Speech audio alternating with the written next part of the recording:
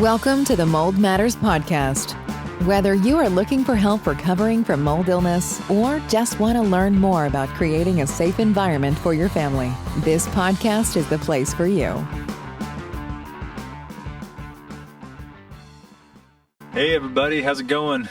Jeremy Evans here with Mike Adams for a podcast. Hi, Jer. Hey, how are you? Good. Not just any podcast, the Mold Matters podcast. And mold does matter. It does matter, and it's made of matter. Yes. And if you denature it, it becomes inert matter. Inert nothingness. Yes.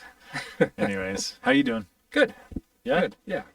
Good. Yeah, I actually treated I treated the kitchen this morning. Oh, you did? On a house that I treated last week, and some of the stuff was still wet, and I knew that I was going to be back. Uh-huh. And sure enough, I was back today. Yeah. That's how it goes. Yeah. Well, do you want to talk about some mold today? Yeah, let's talk about, I've talked about my mom's story about her being really, really sick. Yeah. Part of her journey to finally passing away at the young age of 72 was they had a furnace that went out. Yeah. They hired a company to come in and replace their furnace, and then this guy talked him into putting in a whole house humidifier. Oh, I didn't know that.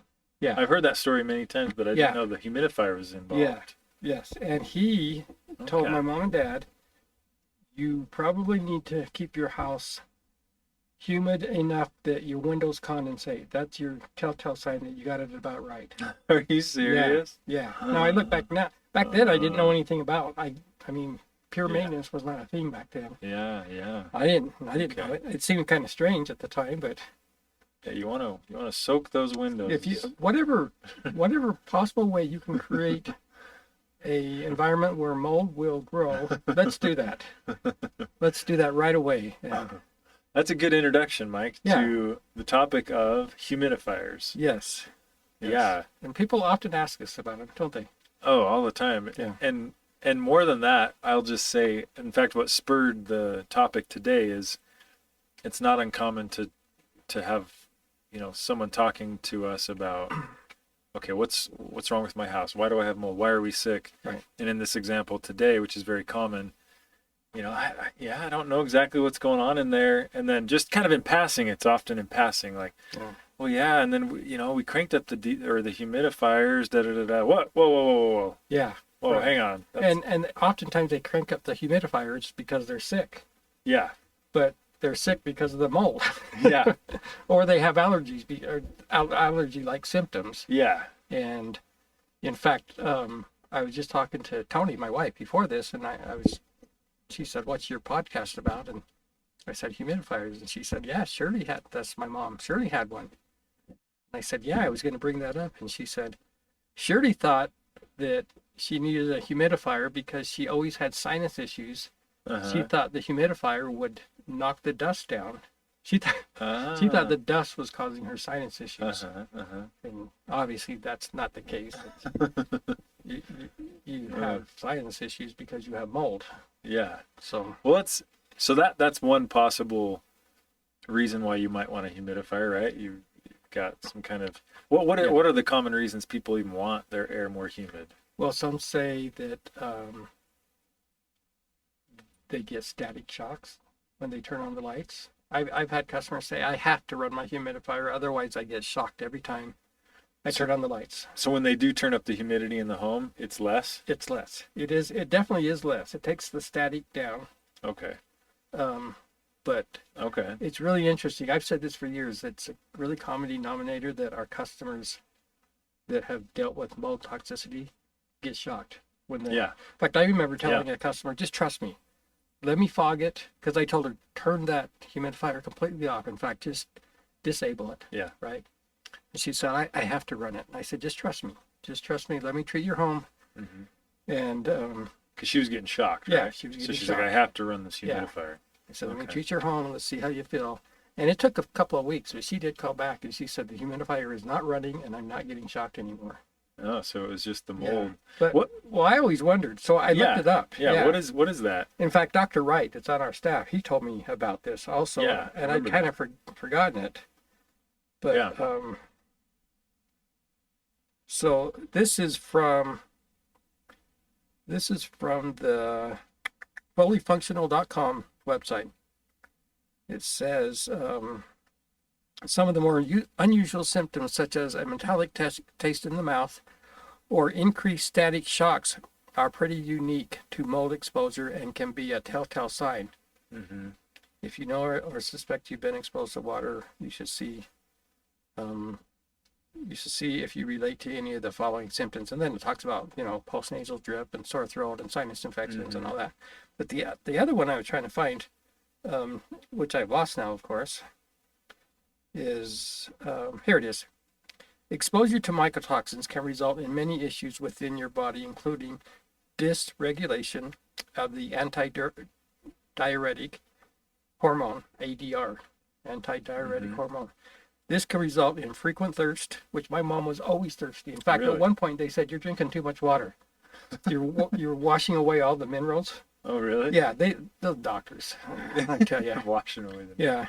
So frequent thirst, frequent urination, static discharge, dehydration, and frequent headaches. Yeah. So it's right there. It's the mycotoxins. I honestly don't think they know if it's the mycotoxins or if it's the mold. It's mold, right? Yeah. Some part of the mold's making them. But it's a common theme. So they humidify their home, which actually puts in more mold in the home. More mold in the home, but those darn shocks are better. Yeah. The shocks are better. It's a trade-off, right? It's a trade-off, yeah. Well, I've also talked to people, so that's one reason why they do it. And I've also there's some other reasons. Yeah, why. some people think, like my mom, that it just keeps the dust down. Okay. And I know just we're in a dry climate here. Yeah. So I know some people just skin gets dry. Right. Their throat gets dry, their nose even blood. We've talked about this, but bloody noses sometimes when you're at night, it gets so dry in there. Which coincidentally, bloody noses is also a symptom related to mold. Yeah. So who knows, right? Right. Like I say, it's a chicken and the egg thing. Yeah. But I know that when we had sick kids growing up, we would always start the humidifier and put like Vicks or something in the humidifier. Yeah. But here's the big difference, and this is what I encourage people to do. If they feel like they need to humidify the kid's bedroom or whatever for a few nights while they're sick, just get a cheap little humidifier you can get at Walmart or CVS or wherever. That thing is $20. You can throw it away when you're done or clean it out really good. Yeah. But you don't have to worry about it harboring mold. Yeah. Like what happens with the whole house humidifiers. Yeah, we'll get to whole house, but I'll say on that on those little individual units. Yeah. I just want to echo what you said in the sense that what I've realized, anything that you're putting water in, obviously then becomes a potential source for mold. Right. So I can't tell you how many, even just recently I had especially if you let it sit, right? Yeah. I think if you're constantly running those things and cleaning them out occasionally, you're fine.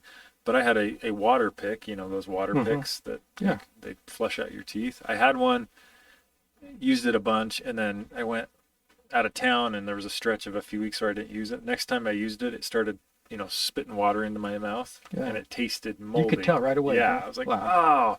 And I think it was because the other thing about humidifiers, water picks, even water purifying machines, right? Yeah. They're kind of enclosed, and so they harbor that water moisture, and it's not hard for like a spore to get in there. Well, and for all you know, because we have treated your home, for all you know, you may have tiny amounts of mold in your water supply. Yeah.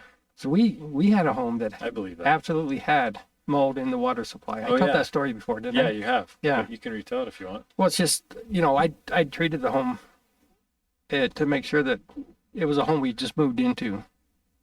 Long story, but it was a rental home. And we treated it because Tony was really sensitive to mold. Yeah. Seemed like it was pretty all right, but she still kind of had symptoms. And it was I took tests and the home seemed fine. And I was kind of perplexed. And then one day, it was right before Thanksgiving, she made a Jell-O salad. Mm-hmm. Jell-O's big here in Utah. And put a cover over it was in a glass, like cake pan. Yeah. And put a tight, airtight cover over it. Yeah. You've seen those little. Oh yeah. Yeah. Plastic Anyway, lid, yeah. she forgets to serve it because she'd put it in the back of the fridge a couple of Yeah. days before Thanksgiving. She forgets to set it out for Thanksgiving. So a week later, she's like, "Oh my word, I forgot to put the Jell-O out for Thanksgiving dinner." Yeah. I thought, I'll eat that right now. Yeah. So I opened it up, and the entire top layer of that thing was a fuzzy, moldy mess. What color? Green? Black? Greenish, whitish. Greenish, yeah. whitish? Oh man. It was crazy, but I realized right then the mold in this rental home is in the water. Yeah. And every time we shower, we're atomizing that mold. Yeah. And what had happened is they had refurbished the home, but it sat vacant for months. Mm-hmm. And all that water that just sat in the lines Yeah. probably inoculated the lines even. Yeah. And it was bad. It was real bad. Well, to that point, even recently I was using one of those, those fancy schmancy water bottles that's metal. I don't know exactly Yeah. what it's made of, but it Yeah. keeps your water, temperature controlled or whatever. Yeah. Even those, so I drank some and then I let it sit for a long time. And then I kind of in my mind thought, it's fine. Next Yeah. time then I opened it and I smelled it and I was like, oh, that doesn't smell good in there. Yeah. And it could be the water. Yeah. But yeah, so it could be the water and just any of these little devices where you're kind of trapping moisture. Yeah. They're a bad idea. You got to be really careful. I understand using some of them, but I think in the humidifiers, that's a big issue, even with the personal individual ones. But you're saying, okay, if someone needs one when they're sleeping, just get a little one. Just for get their a little room. cheap one, and honestly, I throw it away Chuck when it you're when done. you're done. Yeah. Or just do a heck of a job drying it out and cleaning it. Yeah. But I mean, $20, just chuck Just it. chuck it. Yeah. Chuck it, and if your home's healthy, then your kids shouldn't get sick that often. Yeah. So that's individual humidifiers. Let's talk about the big boys that we put on our furnaces and our HVACs. Yeah. So there's two types. The type my mom and dad had that obviously humidified the home very well because their windows just had condensation all the time in there. They had one that I think is called a bypass whole home humidifier. Yeah. And it basically works kind of like people in the South don't know about these, but people in the desert states, it works like a swamp cooler. Yeah. It wets down a pad. Yeah. And then the water or the air passes over it, takes the humidity out with it, Mm-hmm. and supposedly humidifies the house. And then it spreads it out throughout the registers, right? The air registers. Well, at least the first couple. Because you and I have talked about this before. Yeah, we have. Yeah, go ahead and you explain it. Well, it came from a house that I went to maybe a year and a half ago, and we were trying to figure out the mold. Like, where's this mold coming from? Where are these people's symptoms coming from? What's going on? No visible signs really, except for the window seals. Yeah. If I remember right. But we eventually traced it to, again, a key word. Oh, you have a humidifier? Yeah. Okay. Ding, ding, ding. Yeah. Okay. Let's talk about that. We go into the furnace room, and they're like, oh yeah, and for some reason in our house, this room, this office they showed me, it gets crazy humid in here. We brought in a hygrometer and it's like 80+% relative humidity, and the windows and the walls get wet. And I'm like, one room? And so I go down to the furnace room, and I'm doing, in my mind, it's a huge house, but I'm kind of like trying to figure out where am I in relation to that room? And I asked the guy, and he's like, oh, we're right below it. So I followed the trunk. So that's the first room. The first room it goes into is the room that's like wet. Right. Yeah. Okay. And I was like, well, okay, what about the next room next to it? Is that humid? He's like, yeah, not as much. But not as much. What about the next room down? And so we kind of determined, like, okay, I see what's going on here. And this is probably, don't you think this is probably the biggest problem with these things is their ability to evenly distribute the humidity? It cannot evenly distribute it. Yeah. So if just to restate, they basically try to humidify from the utility room, from the furnace unit itself. And oftentimes the control is down there as well. Yeah. And like the thermostat of sorts that tells you how much humidity. So it's going to pump out a ton of humidity. It's going to dump a bunch in the first room, a little less in the second room. And obviously that is because humidity has weight to it, and it's heavy. It's not getting. It doesn't have vapor pressure to it. It's going to Yeah. It's going to fall out as soon as it can fall out. Yeah. Yeah. Yeah. And so by the time you get to the end of that trunk, you don't have hardly as much humidity.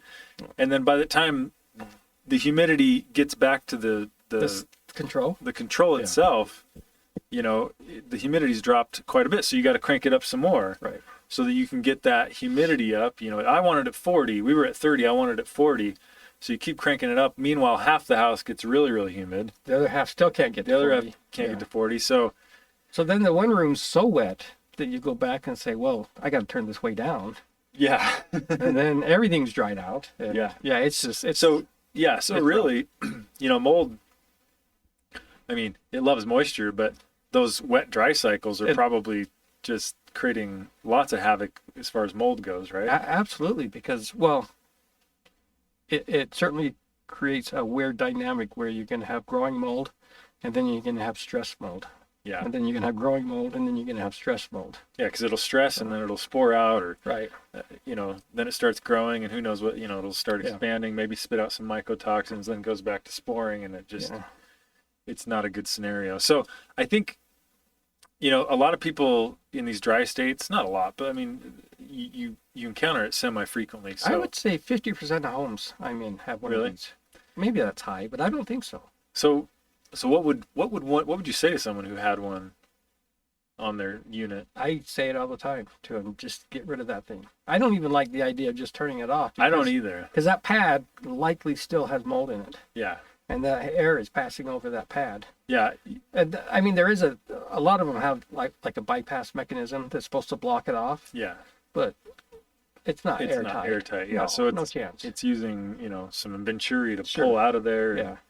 Yeah. And you've pulled off the covers on those humidifiers before and seen some nasty. In fact, just last week I took a pad and showed it to the customer, and she was just like, "What on earth?" Yeah. And she said, "That just stays right there, though, right?" No. No. This furnace here is distributing the mold and toxins throughout your house. It's kind of like your favorite thing, sponges. You kind of put a nasty sponge in your furnace. Yeah. Right. And then well, not only that, put a nasty sponge in there, but then keep adding water to the sponge. Yeah, exactly. Yeah, just feed it a little water here and there. And so I think you're right. Disconnect if you can get you're usually able to take them off. It takes a little more effort. Just get some of that ductwork foil tape over it. Tape over where the hole is or whatever. Yeah, so, okay. So I was going to say the other kind of whole house humidifiers is one that it has a heating element in it and it makes steam. Yeah. You don't see them very often because they're more expensive, but. And they use metal, they heat up metal, right? Yeah, it's like a metal, like a heating element. Yeah, it's a heating element. And then the water passes over it. Supposedly it uses less water than what the bypass humidifier uses, but either way you have the same issues. Those ones, if you're comparing, are probably a little better, right? Probably. I don't know. I don't think either of them are very good. I really don't. Yeah. So kind of an interesting side note here. We were just chatting before this, and maybe we ought to do a podcast on hyphal fragments, but I was looking at some spore trap test results, and not very high spore counts, but lots of hyphal fragments.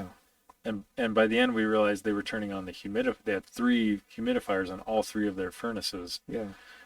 And it started to make sense to me. Okay, because hyphal fragments, often appear when you've got some active mold growth activity, reproduction. Yeah. And the mold will spit those out into the environment. But there wasn't a sign of mold in the house as far as visually seeing the mold. Yeah. And it kind of makes sense. Out of 4 or 5 tests, 4 or 5 of them had hyphal fragments, but not really high spores. Yeah. It's not sporing. It's just reproducing all over the house. So as far as humidifying your home, you're saying we ought to just stick to individual units then? Yeah, disconnect what you've got. I honestly think it's overstated. Yeah. Even in Utah, we're at 30% outside, right? Yeah. And granted, in the winter, it's going to dry your house out a little bit more, but sometimes in the winter here, it's 50% Yeah, outside. It goes higher too. Yeah, so I would, if I had to choose between a house that's constantly at 30% or constantly at 60%, Yeah. I'd take the 30% every time. Yeah. That to me is light years more safe than a 60%. Yeah. And let me throw this idea and see what you think. Because I think, you talk about windows condensating, Yeah. right? I mean, they already are prone to condensation because it's hot outside and cold inside. Or cold outside. Or cold outside and hot inside. So they're already, even really well built homes, I feel like they're always kind of on the edge of like condensating, or they still will condensate. It's almost like every surface in a house is on the edge. Yeah. Because most houses are between, 65 degrees and 72 degrees. Yeah. So we're on the edge of condensing anyway. Yeah. Or hitting the dew point temperature. Yeah. And that's what I think, you try to humidify the whole home. It's like you're already kind of on the edge of mold growth. We found this sweet spot. So anything, even a little thing like raising the humidity a little, some people are like, well, I didn't raise it, I've kept it at 38, which again, we debunked that myth. That's 38 on the actual control. Yeah. Not, I bet if you went around the whole house, you wouldn't have It'd be 38. drastically different. Yeah, but even if it was, I think you're just throwing moisture in the environment, and it's gonna, it'll find those areas that are right on the edge, like the windows. Yeah. Well, and the other thing we didn't talk about is, it just, to me, it's just a bad idea to put water in a ductwork system that you can't see what's going on in there. Yeah.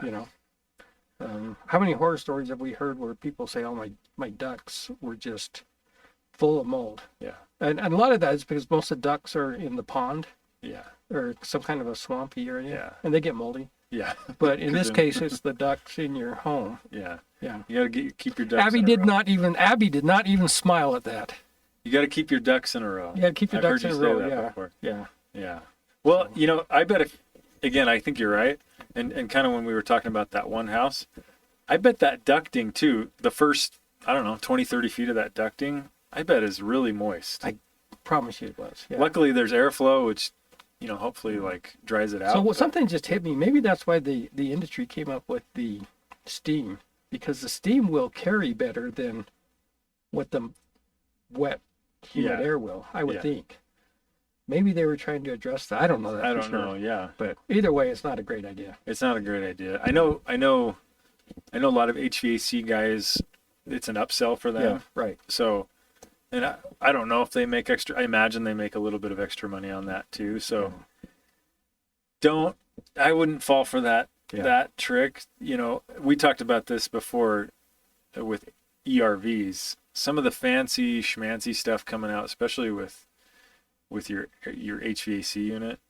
I would give it 10, 15 years to see how it reacts in homes, and then decide if you want to put that in your You do home. kind of wonder, like, where's the scientific studies to these things, Yeah. Yeah, it's just, I know. people are kind of guessing. Yeah. But So I think, I don't know, do you think we covered humidifiers well enough? Yeah, I think we've convinced everybody that at least Mike and Jeremy don't like them. Yeah. And Abby certainly does not like them. I will say, I don't mind if I go to a more humid area, state, for example, depending on the time of the year, breathing in that air, sometimes it does kind of feel good to have like some humid air to breathe in. Yeah. But most of the time, It's not. most of the time I don't like it. You and I were in Louisiana. what was the Louisiana swampland. Oh, yeah. I don't remember what that's called. It's where the gator hunters show is. Yeah, just in the deep The swamps. of Louisiana Louisiana. Bayou is The where we bayou. were. Yeah, that was unbelievable, wasn't it? Oh, I felt like I was drinking water every time I breathed in. Yeah. Remember we pulled up to that gas station and we were like, Oh, the windows were that window, dripping with moisture. dripping. We were like, is that on the outside or the inside of? What did we determine? It was on the outside. It was on the outside, Yeah. just like Because they had the air Running conditioner just cranking inside, so Inside. it was cold. it was stinking hot and wet outside, and just. Yeah, that's pretty funny. If you haven't guessed, there is a decent amount of mold in Louisiana, Yes. based on that story Yes. alone. Yes. Probably one of the moldiest states out there. Our guy in Louisiana can supersize at McDonald's anytime he wants. He's got, anyways, that's funny. All right, anything else, Abby, that we missed? That's our producer, Abby. No, okay. Abby on the other side of the glass. On the other side of the glass. Yeah. All right. Well, Mike, it's been a pleasure. Yeah, thanks, Jer. Till next podcast. All right, take care, everyone. Take care. We'll talk to you later. Thanks for listening to the Mold Matters podcast. Be sure to subscribe for more in-depth information on mold illness and recovery.